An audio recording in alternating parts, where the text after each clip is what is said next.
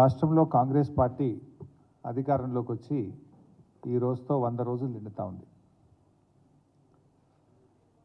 రాష్ట్ర ప్రజలకు ఎన్నికల సందర్భంగా 100 రోజుల్లో 6 గ్యారంటీలు 13 హామీలు అమలు చేస్తామని బాండ్ పేపర్ల మీద నోటరైజ్డ్ డాక్యుమెంట్లు చేసి ఇంటింటికి పంచి అధికారంలోకి వచ్చిన కాంగ్రెస్ తన మాట నిలుపుకోలేకపోయింది.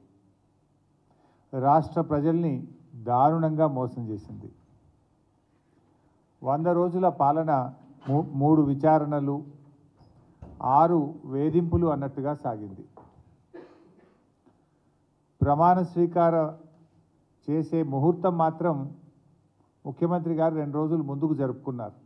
ఆ రోజు ఏం చెప్పారంటే డిసెంబర్ 9వ తేదీ సోనియా గాంధీ జన్మదినం రోజు ప్రమాణ స్వీకారం చేస్తాను, నా మొదటి సంతకం 2 లక్షల రుణమాఫీ మీదనే ఉంటుందని, ఏకకాలంలో 2 లక్షల రుణమాఫీ చేస్తామని బహిరంగ వేదికల మీద ప్రకటించినటువంటి రేవంత్ రెడ్డి గారు ప్రమాణ స్వీకార సమయాన్ని మాత్రం 2 రోజులు ముందుకు జరుపుకున్నారు.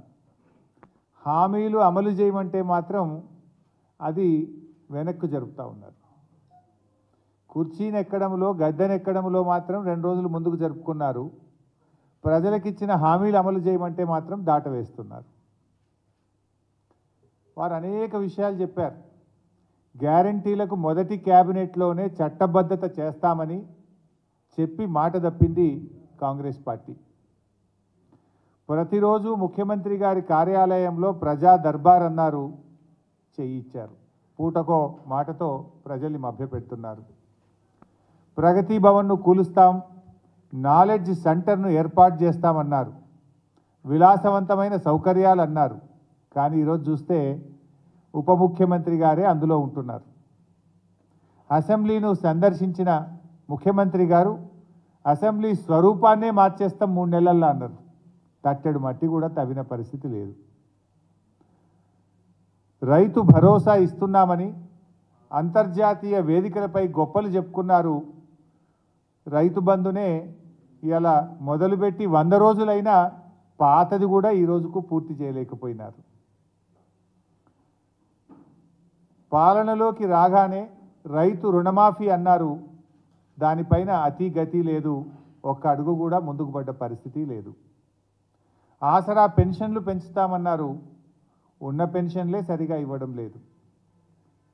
కేసీఆర్ గారు తెలంగాణ పరువు పెంచే ప్రయత్నం చేస్తే రేవంత్ రెడ్డి గారు మాత్రం కరువు పెంచడంలో పోటీ పడుతున్నారు.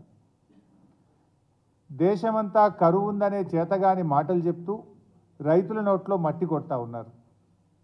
కేసీఆర్ గారి హయాంలో పచ్చటి పంట పొలాలు కనిపిస్తే 10 ఏళ్ల తర్వాత రైతులు తమ పంట పొలాలలో మంటలు పెట్టుకునే పరిస్థితులు ఈ రాష్ట్రంలో కనబడతా ఉన్నాయి. కేసీఆర్ గారు వ్యవసాయాన్ని శిఖరాగ్రంలో నిలబెడితే రేవంత్ రెడ్డి గారు శిథిలావస్థలోకి చేస్తున్నారు. కేసీఆర్ గారి హయాంలో త్రాగునీటికి సాగునీటికి లోటు లేని పరిస్థితి ఉంటే ఇలా రాష్ట్రంలో రేవంత్ రెడ్డి గారి పాలనలో కన్నీళ్లకు కొరత లేని పరిస్థితి కనపడతా ఉంది. మిషన్ భగీరథ ఇంటింటికి నీళ్ళు ఇచ్చే పథకం కేసీఆర్ గారు తీసుకొస్తే రేవంత్ రెడ్డి గారి రాజ్యంలో మళ్ళీ ఖాళీ బిందెల ప్రదర్శన కనబడతా ఉంది. స్వయంగా ఆయన నియోజకవర్గం కొడంగల్లోనే కనబడ్డది. నిన్నెవరో ఖమ్మం నుంచి వచ్చి చెప్తా ఉన్నారు, ఖమ్మం పట్టణంలో ప్రతి 3 రోజులకు ఒక్కసారి నల్లా వస్తుందట. ఈరోజు గత 5 ఏళ్ళు కేసీఆర్ గారి హయాంలో ఖమ్మంలో ప్రతిరోజు ఇంటింటికి త్రాగునీరు వచ్చింది. మీరు వచ్చిన 100 రోజుల్లోనే ఏమైపోయింది? 3 వద్దులకు ఒక్కసారి ఖమ్మం పట్టణంలో నల్ల నీళ్ళు ఎందుకు వస్తున్నాయి? ఇవాళ కర్ణాటకలో కాంగ్రెస్ పార్టీయే అధికారంలో ఉంది కదా, మీరే చెప్తున్నారు మా పార్టీయే ఉందని. కనీసం కర్ణాటకను ఒప్పించో మెప్పించో తాగునీళ్ళు తీసుకురావడానికి, సాగునీరు మీరు ఎట్లా తేలేకపోతున్నారు కానీ త్రాగునీరైనా తేవడానికి కర్ణాటకను ఒప్పించడంలో మీరు పూర్తిగా వైఫల్యం చెందినారు. ఇవాళ మేము కృష్ణా మేనేజ్మెంట్ బోర్డుకు కేంద్ర ప్రభుత్వ ఆధీనంలోకి ప్రాజెక్టులు పోకుండా మేమేమో పోరాటం చేస్తే మీరు వచ్చి రాగానే కృష్ణా మేనేజ్మెంట్ బోర్డుకు ప్రాజెక్టులు అప్పగించడానికి కేఆర్ఎంబి మీటింగ్లో ఒప్పుకొని వచ్చిండ్రు. మళ్ళా బీఆర్ఎస్ పార్టీ ఉద్యమ బాట పడితే బీఆర్ఎస్ పోరాడితే మళ్ళా తోక ముడిచి ప్రాజెక్టులు ఇవ్వమని అసెంబ్లీలో తీర్మానం చేసిండ్రు. మీ మేనిఫెస్టోలో 100 రోజుల్లో గొల్ల కుర్మలకు 2వ దశ గొర్రెలు ఇస్తామని చెప్పి మాట ఇచ్చిండ్రు. 100 రోజులు నిండినా ఒక్కరికి కూడా గొర్రె పిల్లలు ఇవ్వకపోతురి.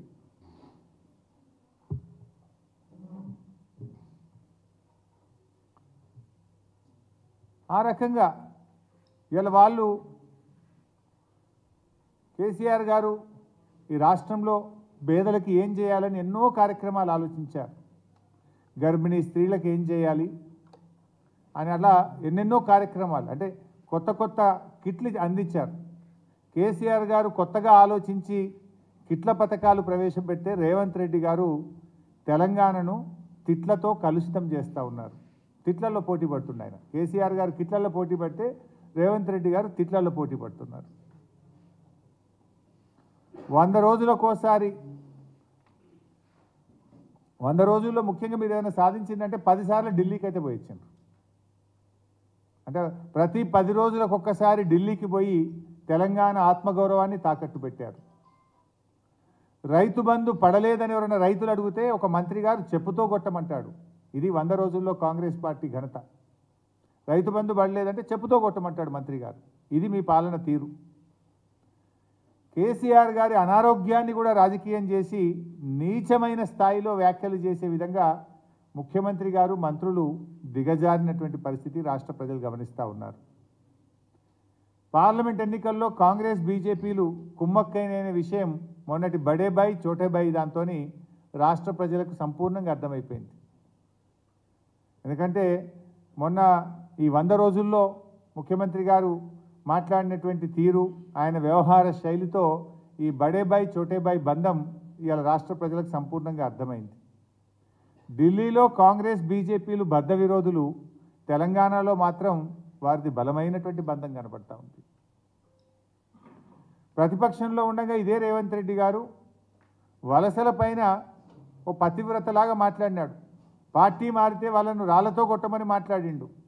ఇప్పుడు బీజేపీ నాయకుడికి టికెట్ రాకపోతే ఆయన ఇంటికే పోతున్నాడు. అబ్బా, ఎంత ఔదార్యం, ఎంత ప్రేమ! ఇట్లా అనేక అంశాలపై ఇవాళ యూటర్న్ తీసుకున్నారు. మీరు అట్లా చెప్పుకుంటూ పోతే పెద్ద లిస్టు. అదేంటి ఫార్మాసిటీ రద్దు, తర్వాత లేలే మేము 3000 ఎకరాలకు ఫార్మాసిటీ పెడతాం, మెట్రో రైలు రద్దు, లేలే రూట్ మారుస్తాం. ఇట్లా అనేక విషయాల్లో యూటర్న్ తీసుకున్నారు. వీరి పాలనలో యూటర్ను యూట్యూబ్ పాలనే కనబడతావు.